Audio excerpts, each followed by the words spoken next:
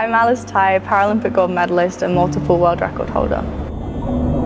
I got into swimming mainly for two reasons. I had a ton of surgery as a kid, so I used hydrotherapy and it was a good way to keep active, non-weight bearing. And the second, which is kind of how I got into club swimming, I grew up by the sea in Bournemouth, so it was pretty important that I could swim. By the time I turned 12, I'd had 14 surgeries on both my legs.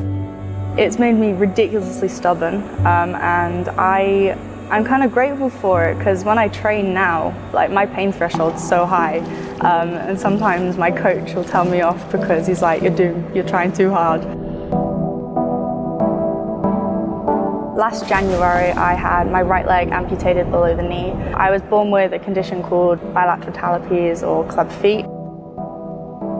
It just got so bad in my right foot that it was easier to have an amputation, and I just went for it. It meant I was out of the pool for a good few months, but then I ended up at Commonwealth, winning at Commonwealth about 6 months later. That was cool. For me, para-swimming and the community really allowed me to feel more comfortable in myself. I never really accepted that I had a disability until I was thrown into that environment.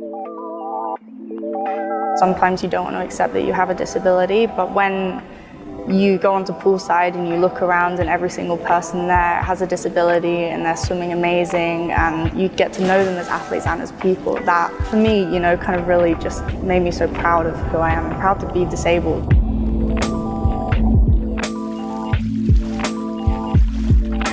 Swimming is a very Caucasian sport. I never accepted that I was half Chinese when I was growing up. I was honestly convinced that I was white for most of my life, and I think that's really sad.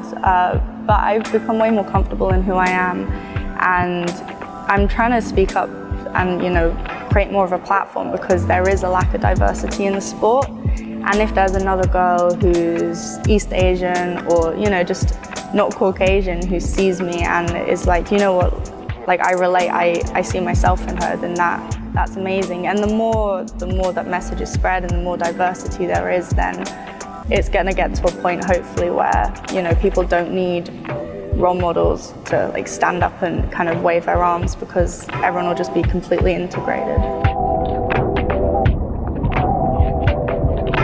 Right, periods in swimming is a huge thing, and now my coach is great, and sometimes I have really bad cramps and I can't get out of bed. Like, I can't do anything for the day, even if I want to. And before, I used to feel really guilty about not going training, because that was, you know, there was so much associated with it, and it was kind of, you can't miss a session, it's just a period. And now my coach is like, you know what, have a day off, have some pain relief, you know, do what you need to do, and then come back tomorrow if you feel ready. And I feel like there needs to be way more understanding through coaches and athletes. I've realized there's a real lack of education about what to use in terms of sanitary products with swimming. I remember a few years ago, there were a few athletes that I was talking to, like younger girls, and they were wearing a tampon at a meet, and they were like, I'm just gonna keep it in the whole day. And that's terrifying, you know, toxic shock syndrome is terrifying. And I know it's difficult, especially if you're in a race suit, because you've got to take it off and, like, change your tampon and stuff. But that is something that never got taught to me. I think the amputations actually made me more positive in general. I love how free it makes me feel in the pool. I think you've just got to have faith in your coach and in yourself as well.